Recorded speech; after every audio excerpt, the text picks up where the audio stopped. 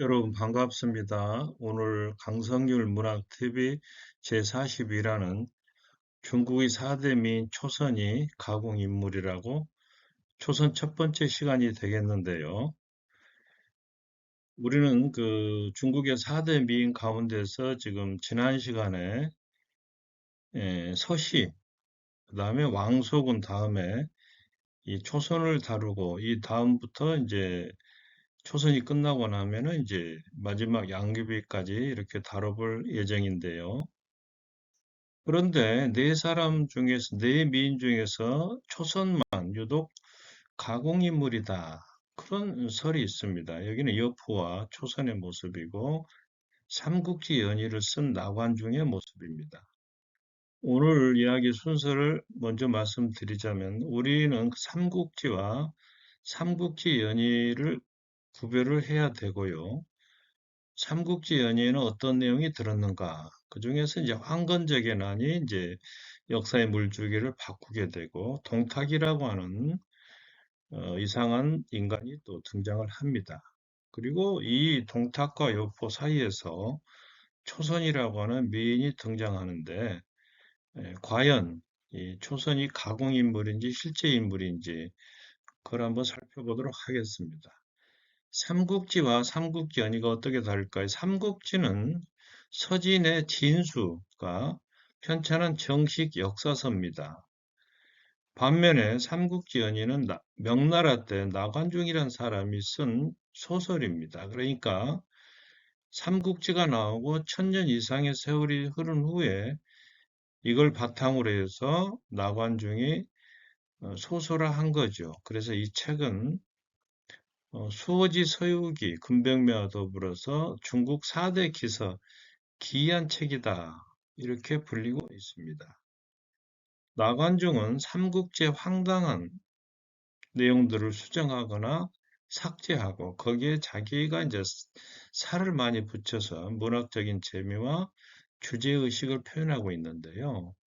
이걸 다시 청나라 때 모종강이란 사람이 쉽게 다시 엮은 책이 있습니다. 이게 바로 모본이라고 그래서 나관중의 삼국지연의 가운데서 이제 10분의 1 정도를 새로 가공해서 쓴 결과 문학적 측면에서 더 한층 다듬어진 측면이 있습니다. 그러니까 모종강은 이제 나관중보다 한 300년 후의 사람인데 이 사람이 쓴 이 모본이 오늘날 우리가 알고 있는 이 삼국지 혹은 삼국지 연의의 내용과 거의 흡사하다. 왜냐? 이 모본을 원문으로 해서 번역한 것이 오늘날 우리가 맞닥뜨리는 삼국지 연의이기 때문에 그렇습니다. 자, 그렇다면 삼국지 연의는 어떤 내용이 있을까요? 삼국지 연의는 삼국지와 다른 점이 바로 유비라는 인물을 주인공으로 내세우고 모든 에피소드가 유비 중심으로 전개가 된다는 사실입니다.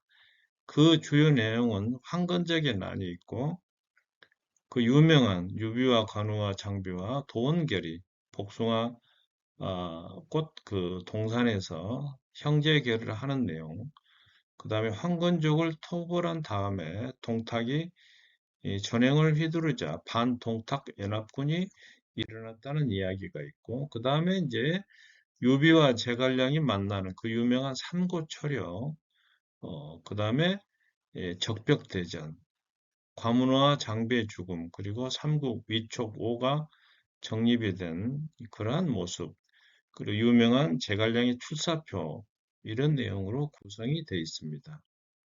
이 삼국지연의는 나관중의 창작에 의한 가공 인물들이 들어있는데요. 그 가운데 하나가 바로 초선이라는 겁니다.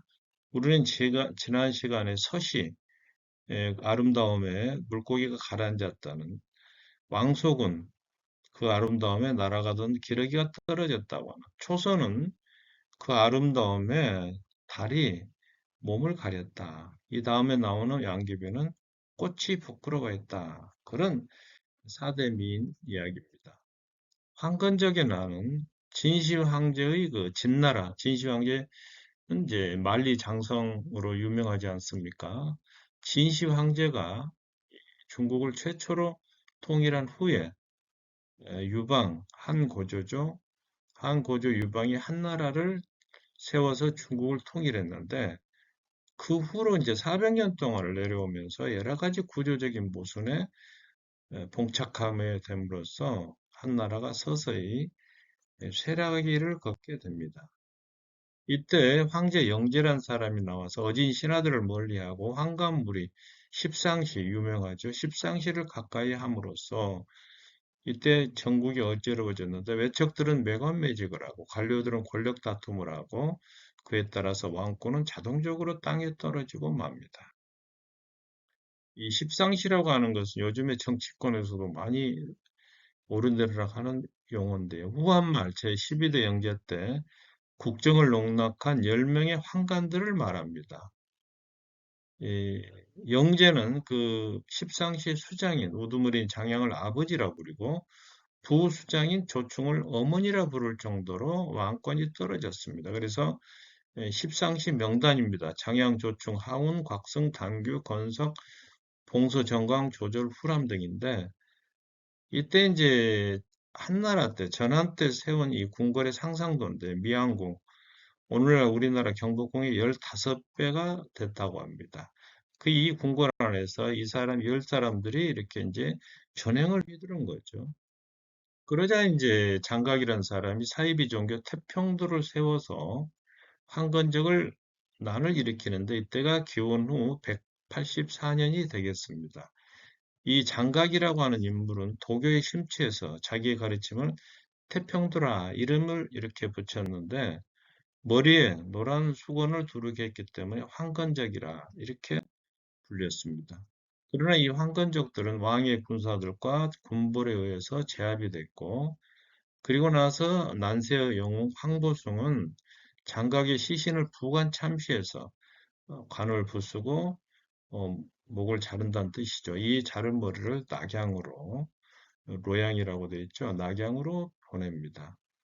그래서 이후로 이제 각 지역 군벌들의 힘은 강화가 됐는데 이때 조정에서 어처구니 없는 부패 인사를 단행하게 되자 보다 못한 대장군 하진은 십상시를 추살 모두 죽이고자 사람들을 모으기 시작했는데 특히 하진은 유력한 호적이던 동탁의 군사를 낙양으로 불러들입니다. 그 사이에 황관들이 선수를 쳐서 하진을 죽이고 이에 분개한 원소와 원술 형제가 군사를 몰고 궁궐로 들어가서 황관을 모두 죽이고 맙니다. 이때 하진의 부름을 받고 낙양으로 향하던 동탁은 사태를 관망하다가 20만 대군을 이렇게 모으게 되는데요. 결국 낙양 궁궐로 들어가서 난장판이 조정을 장악하는데 이때 사실 동탁의 군사는 3천 명밖에 되지 않았다고 합니다. 그런데 4, 5일 동안 밖으로 군사를 내보냈다가 다음날 아침에 부구를 이면서 입성하는 일을 반복하자 주변 사람들이 아, 동탁의 군사가 많구나 이렇게 이제 착각을 해서 많은 군사를 모으게 됐다는 겁니다. 꾀가 상당히 뛰어난 거죠. 그래서 이제 이에 원소, 원술 등은 자신들의 근거로 돌아갑니다만은 결국 원소는 동탁에 의해서 중앙 정계에서 추방이 되고 그 유명한 관도 대전에서 조조에게 패한 뒤에 병사하게 됩니다.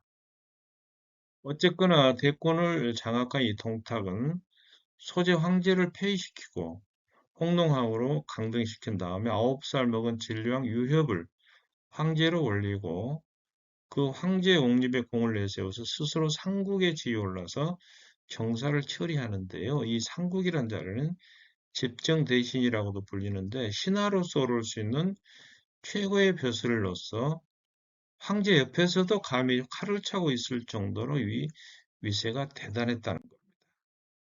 자, 인물에 왜 초선이 등장하는데 초선이라는 인물은 완전히 창작된 건 아니고 실제 모티브가 있었다는 건데 그것은 바로 삼국지 정사 여표전에 나오는 이런 글 때문입니다.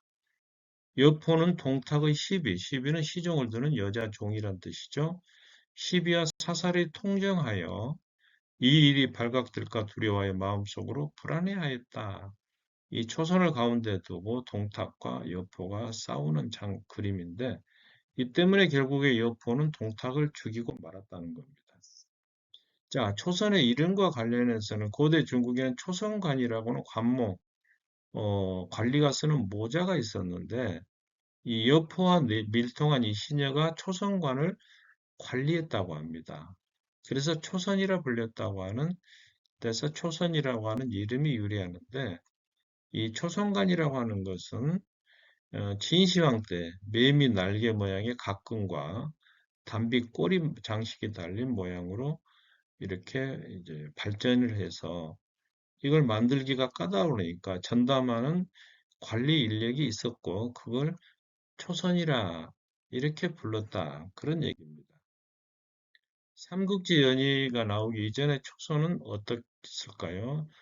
원나라 때 소설 삼국지 평화가 있는데 이것은 삼국지가 나오기 이전의 삼국지입니다. 민간에서 전래되어 온 이야기인데 여기에 보면 초선은 원래 임시였고 어릴 때 이름이 초선이었고 남편은 여포였다. 여기에서는 왕윤이라고 하는 이 사도가 나오는데 동탁을 청해서 초선을 바치겠다고 한 뒤에 여포를 초대해서 부부를 이제 만나게 해서 결국 여포가 동탁을 죽이게 하는 이런 스토리는 이 다음에 삼국지 연의에서도 비슷하게 전개가 됩니다. 삼국지 연의에서의 초선은 어떨까요?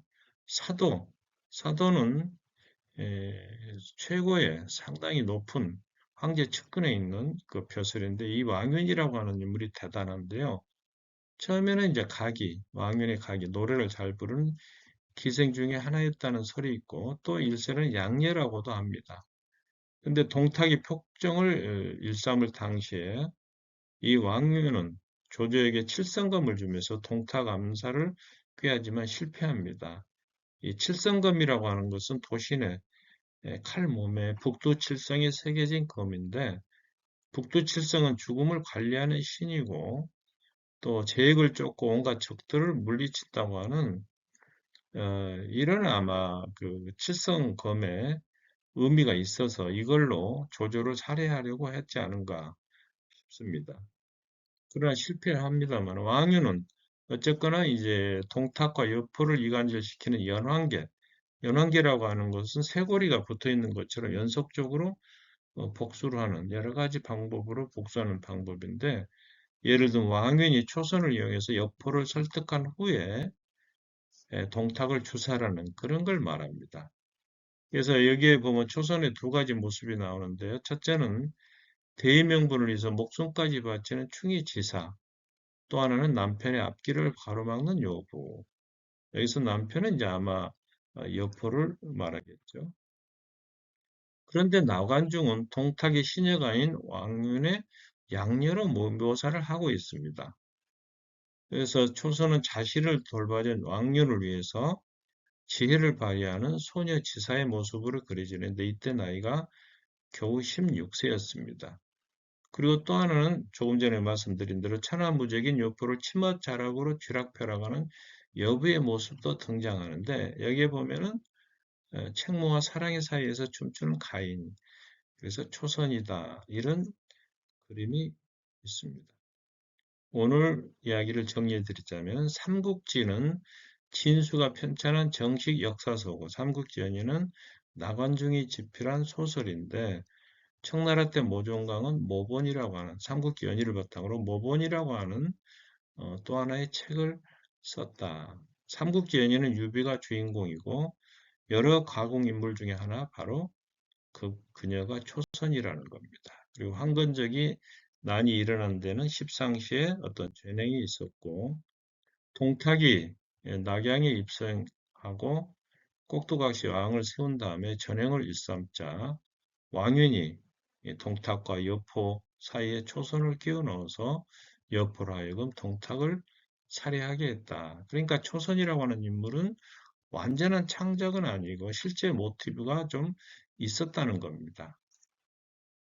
오늘 이야기는 저의 장편 소설 복숭아꽃과 이명님의 판무파타를 참고했고 오늘 영상이 좋으셨다면 구독과 좋아요 부탁드리며 유튜브 강성률 TV도 많이 시청해 주시기 바랍니다. 여러분 감사합니다.